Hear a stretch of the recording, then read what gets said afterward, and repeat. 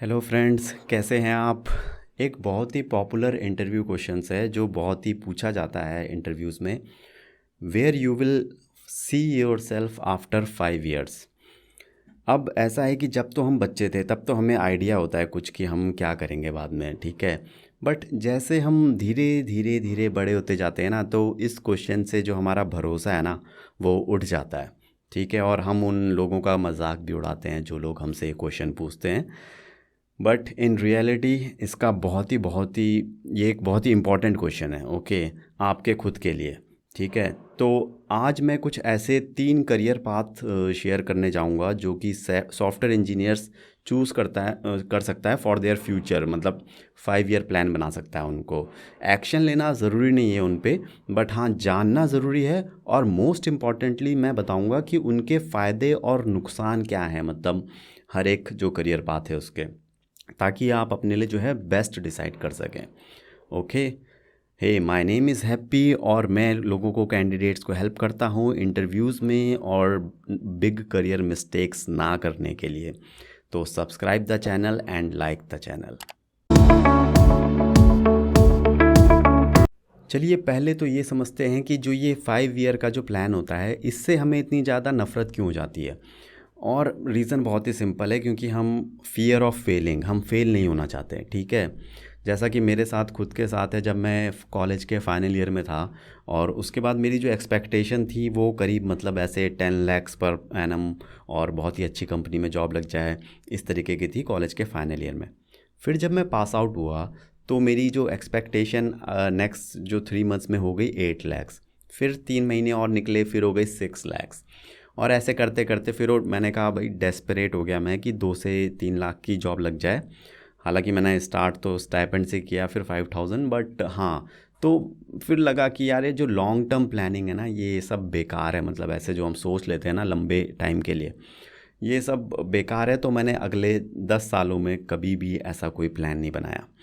जो भी मेरे मतलब ऐसा हो गया कि फिर उसके बाद कि जितने भी मेरे एस्पिरेशंस और जो भी मेरे प्लान्स, सैलरी कितनी मिलनी चाहिए, प्रमोशन कब होना चाहिए, ऑन साइट जाना है कि नहीं जाना है, वो जो सारे प्लान्स थे ना मेरे खुद के, वो मेरे कॉपी पेस्ट थे फ्रॉम माय फ्रेंड्स और कलीग्स। जो वो लोग करते थे, चलिए मैं भी कर लेता हूँ। फिर कोई कुछ कर रहा है तो चलो अब ये कर लो। तो इस तरीके से प्लानिंग होने लग गई, और कभी ये सोचा ही नहीं कि मेरी क्या स्ट्रेंथ्स हैं, मुझे क्या पसंद है, मुझे कहाँ रहना है।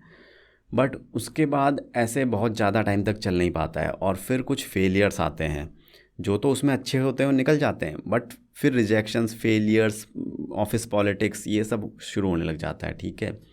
फॉर एग्ज़ाम्पल, जैसे कि मैं एज ए मैनेजर, थोड़ा बहुत मैंने जो रोल निभाया वो बहुत ही एकदम ही बुरा टाइप का मैनेजर था मैं। मतलब एज ए लीड क्या करता था मैं, अपना जो मेरी टीम में अगर एक ज्वाइन हुआ था बंदा, एम्प्लॉय, तो वो परेशान था थोड़ा, तो मैंने उसको बोला भाई रिज़ाइन दे दे, दूसरी जॉब देख ले, और उसने दिया। तो अब ये पता लगा मेरे मैनेजर्स को, सीनियर मैनेजर को, तो उन्होंने फिर, मतलब ये नहीं चलेगा ना फिर अगर आप मैनेजरल रोल की तरफ देख रहे हैं तो, राइट। तो इस तरीके के कुछ डिसीजन होते हैं जो कि बहुत इंपॉर्टेंट होते हैं कि आपको किस रोल में जाना है। जस्ट आपके कंपनी ने एक डेजिग्नेशन बना रखा है तो आपको उसी में जाना है, ज़रूरी नहीं है, ठीक है। तो चलिए शुरू करते हैं पहले रोल से जो पॉसिबल है एज ए सॉफ्टवेयर इंजीनियर आपके लिए, और सबको पता है वो है एज ए सॉफ्टवेयर आर्किटेक्ट। सबसे पहले ट्रेनी, फिर सॉफ्टवेयर इंजीनियर, फिर senior software engineer, team lead, और उसके बाद आता है आर्किटेक्ट, और उसके बाद सीटीओ भी आता है, मतलब क्या पता कभी किसी दिन। ओके। तो ये आपको पता होगा, ठीक है।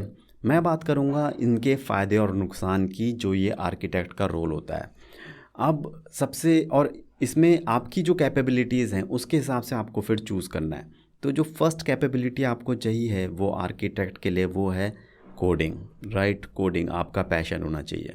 आपको उसको एक आर्ट की तरह लेना है। जैसे एक्टर होते हैं ना जो एक्टिंग, ज़िंदगी भर एक्टिंग करते रहते हैं, पेंटर्स ज़िंदगी भर पेंटिंग करते हैं, तो उस तरीके का आपको अपने आप को समझना है कि मैं कोडिंग करूँगा, फिर डिज़ाइनिंग, सॉफ्टवेयर आर्किटेक्ट, मतलब कोडिंग बेस है। आप ऐसा मत कहो कि फिर मैं आर्किटेक्ट करूँगा तो कोड नहीं करूँगा, ऐसा नहीं है। तो ये फिर आप वो फिर रोल पे जा रहे हो, जबकि उसका जो असली मतलब है वो कोडिंग का ही है। ओके। तो अब बात करते हैं कि एडवांटेजेस क्या हैं इस रोल के। तो पहला एडवांटेज है जॉब सिक्योरिटी। हर कंपनी को सॉफ्टवेयर डेवलपर्स और आर्किटेक्ट चाहिए, राइट। तो इसमें जॉब शॉर्टेज होने नहीं वाली, सबसे पहले इन्हीं को हायर किया जाता है। दूसरा जो एडवांटेज है वो है इंडिपेंडेंस, रिस्पेक्ट और फ्रीडम कह सकते हैं। मतलब कि आप अगर एक सॉफ्टवेयर डेवलपर हैं या आर्किटेक्ट हैं तो आपकी कंपनी आपको बहुत ज़्यादा रिस्पेक्ट करेगी, क्योंकि आप बहुत ज़्यादा क्रिटिकल रिसोर्स हैं, ठीक है। तो आप अपनी कंपनी पे डिपेंडेंट भी नहीं है, क्योंकि अगर आपको कोई चीज़ पसंद नहीं आती है तो आप स्विच कर सकते हैं आसानी से, क्योंकि आपकी टेक्निकल स्किल्स बहुत ज़्यादा अच्छी होंगी। और इसलिए आपने ये देखा भी होगा कि मैनेजर लोग जो होते हैं वो जो टेक्निकल जो होता है ना पर्सन, उसकी थोड़ा सुनते भी हैं, राइट। इवन अगर उसे मतलब ईगो इश्यूज़ भी होते हैं, स्टिल मैनेजर्स जो होते हैं उस पर्सन की सुनते हैं जो कि टेक्निकली स्ट्रांग होता है, क्योंकि मैनेजर को पता है कि ये बंदा प्रोजेक्ट निकाल देगा। अब जो डिसएडवांटेज क्या है इस रोल का, डिसएडवांटेज ये है कि अगर आप लेटेस्ट टेक्नोलॉजी में काम नहीं कर रहे हैं या फिर आप किसी सपोर्ट प्रोजेक्ट में बहुत लंबे टाइम के लिए हैं, तो उसके बाद अगर बेसिकली आप कुछ लर्न नहीं कर रहे हैं नया टेक्निकली, तो जो आपकी ग्रोथ है वो थोड़ी डिफ़िकल्ट हो जाएगी इस रोल के लिए। अब ये आप समझ गए होंगे क्यों होगी, राइट। क्योंकि आप नए नए प्रोजेक्ट्स अगर आपने ट्राई आउट नहीं किए हैं तो आप कैसे करेंगे फिर डिज़ाइन और आर्किटेक्ट, ठीक है। तो कहने का मतलब ये है कि आप ये मत सोच लेना एकदम से कि हाँ ये मेरे लिए बिल्कुल सही है। थोड़ा सा समय लो इसके लिए और फिर अभी चूज़ करो कि चलो अभी 5 इयर्स, अब जिन लोगों का तो 5 इयर्स से कम का एक्सपीरियंस है उनके लिए तो यही पाथ वो अपना डिफ़ॉल्ट मान के चल लें, ठीक है, क्योंकि ये उनके लिए बेस्ट है। बट जिनका थोड़ा ज़्यादा एक्सपीरियंस हो गया है, थोड़ा टाइम लो, 8-10 साल का एक्सपीरियंस है, थोड़ा टाइम लो कि हाँ ये हमारे लिए सूट करेगा और 1-2 महीने के लिए ट्राई करो, ठीक है।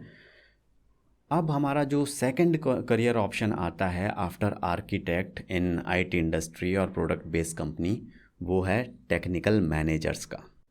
अब ये ध्यान रखना कि मैंने यहाँ पे टेक्निकल मैनेजर्स कहा है, ना कि जस्ट मैनेजर्स, ओके। क्योंकि कंपनीज़ को अब मुझे लगता है कि मतलब मैनेजर्स, जस्ट मैनेजर्स और पीपल मैनेजर्स की बहुत ज़्यादा रिक्वायरमेंट नहीं है। मतलब है भी तो क्या होता है कि जो कंपनीज़ में पुराने एम्प्लॉयज़ होते हैं ना, उन्हीं को प्रमोट करके पीपल मैनेजर बना दिया जाता है। तो जो कंपनी बाहर से पिक करती है वो 90% ओपनिंग्स मोस्टली टेक्निकल मैनेजर्स के लिए होती है, जिनका थोड़ा टेक्निकल बैकग्राउंड होता है, कोडिंग, और स्पेशली अगर क्लाउड का बैकग्राउंड है, थोड़ा क्लाउड का एक्सपीरियंस है, तो वो बहुत फिट करते हैं इस टेक्निकल मैनेजर के रोल के लिए। अब आप कहेंगे कि मुझे कैसे पता है ये? मुझे इसलिए पता है क्योंकि 2-3 साल पहले ही मैंने मैनेजर रोल के लिए अप्लाई कर रहा था, और उस टाइम मुझे करीब 15 से 20 कॉल आई, क्योंकि मेरा नोटिस पीरियड 15 दिन का ही था। और उसमें मुझे करीब जो 8-6-7 कॉल तो मुझे कोडिंग लीड की आई, और 4-5 कॉल मुझे जो आई वो आई टेक्निकल मैनेजर की।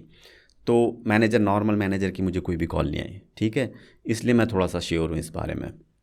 नाउ अब होता क्या है, अब ये भी हो सकता है कि इसमें मेरे टेक्निकल रेज्यूम में टेक्निकल स्टफ़ था तो इसलिए कॉल्स आई टेक्निकल मैनेजर की, बट ये तो हर डेवलपर के साथ ही होगा, राइट, कि उसके रेज्यूमे में थोड़ी टेक्निकल स्किल्स मेंशन होंगी।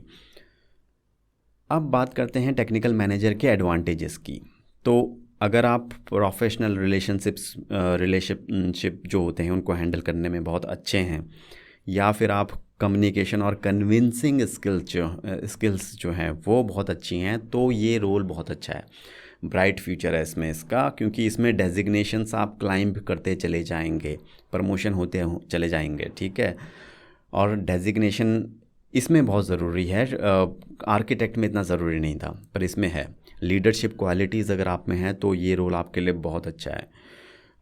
इसमें आप उस सेम कंपनी के लिए तो आप एक बहुत ही बड़ा अच्छा एसेट है, मतलब इम्पॉर्टेंट है आप उस कंपनी के लिए, क्योंकि आप उस कंपनी का बिजनेस समझते हैं जिसके लिए आप काम कर रहे हैं। पर इसमें एक डिसएडवांटेज है कि जो अदर कंपनीज़ है ना इस रोल के लिए, वो बहुत ज़्यादा हायरिंग नहीं होती है, एक्सटर्नल हायरिंग बहुत ज़्यादा नहीं है। सेम कंपनी में ग्रोथ हो जाती है पर एक्सटर्नल कमी होती है, ठीक है। तो कहने का मतलब ये है कि टेक्निकल जॉब्स ज़्यादा होती हैं और मैनेजरल जो होती हैं कम होती हैं। और एक और डिसएडवांटेज है वो थोड़ा पॉलिटिक्स, ऑफिस पॉलिटिक्स बहुत होती है, ठीक है। और कहना बहुत आसान है कि मैं तो कम्युनिकेशन ठीक है तो मैं तो कर ही लूँगा ये सब, बट ये इतना आसान है नहीं एक्चुअली, क्योंकि कुछ काम ऐसे होते हैं जो कि आप रिस्पॉन्सिबल भी नहीं होते जिस चीज़ के लिए। फॉर एग्ज़ाम्पल, अगर किसी आपके टीम मेंबर ने रिज़ाइन कर दिया तो इसमें आपकी क्या गलती, बट आपको वो सिचुएशन हैंडल करनी पड़ेगी, आपको प्रोजेक्ट पार लगाना पड़ेगा। तो इस तरीके की जो डिसएडवांटेज हैं इस रोल के अंदर। ठीक है, ये तो था हमारा टेक्निकल मैनेजर का रोल। जो तीसरा करियर पाथ है वो थोड़ा हटके है, वो है एंटरप्रेन्योर, स्टार्टअप, कंटेंट क्रिएटर या फिर टीचर। तो ये भी एक करियर ऑप्शन है। अब ये जो मैंने नाम लिए ये actually different different career options हैं, ओके, ये एक नहीं है, डिफरेंट है। बट मैंने इन सबको एक उसमें रखा है क्योंकि मैं बहुत ज़्यादा डिटेल में नहीं जाऊंगा इसके बारे में, क्योंकि वो फिर एक डिफरेंट टॉपिक हो जाएगा। और मैं इसके बारे में बात कर सकता हूँ क्योंकि मैंने भी 2019 में अपनी जॉब जो है एक स्टार्टअप को स्टार्ट करने के लिए शुरू करी थी। बट आफ्टर 1 ईयर मतलब कुछ सक्सेस मिली नहीं, बहुत मल्टीपल टाइम्स फेलियर्स ही देखे, तो मैंने फिर से जॉब पकड़ ली फिर एज एन एम्प्लॉय। ठीक है, तो फिर क्योंकि जैसा कि मैं मानता हूँ कि नेवर गिव अप, मतलब मेरा ये प्रीच करता रहता हूँ मैं अपने हर वीडियो में बोलता हूँ, तो इसलिए मैं अब दोबारा से ये यूट्यूब जो आप कंटेंट वीडियोस देख रहे हैं फिर मैंने ये फिर स्टार्ट किया, क्योंकि I deeply believe in this never give up approach. ठीक है, पर चलिए वो एक डिफरेंट स्टोरी है, अलग से कवर कर सकते हैं। तो ये एक भी करियर ऑप्शन है। अब इसका मैं पहले आपको डिसएडवांटेज बताता हूँ, क्योंकि डिसएडवांटेज की लिस्ट बहुत लंबी है। और पहला डिसएडवांटेज है no salary, zero balance bank account. ठीक है, पैसे की बहुत ही कमी हो जाएगी। दूसरा, क्रिटिसिज्म और नो सपोर्ट, फैमिली फ्रेंड से कोई सपोर्ट खास मिलेगा नहीं। तीसरा, स्ट्रेस, क्योंकि आपको अकेले काम करना पड़ेगा, ये बहुत ही मुश्किल है, उसकी वजह से स्ट्रेस होता है। जो इसका एडवांटेज है वो एडवांटेज बस ये है कि अगर आपने कर दिया ना तो फिर हो गया, मतलब तो फिर ग्रोथ बहुत फास्ट है, फिर आप भूल जाओ, मतलब फिर आप सीईओ की पोजीशन पे खेल रहे हो, मतलब सीईओ नहीं मतलब, लेकिन आप एक बिजनेसमैन टाइप का वो हो जाएगा। तो ये एक इसका एडवांटेज है। ग्रेट, मुझे लगता है अब आपको अपने 3 करियर पाथ्स पता लग गए हैं, और मोस्ट इम्पॉर्टेंटली आपको पता है कि किसके क्या प्रॉज हैं, क्या कॉन्स हैं, क्या एडवांटेजेस हैं।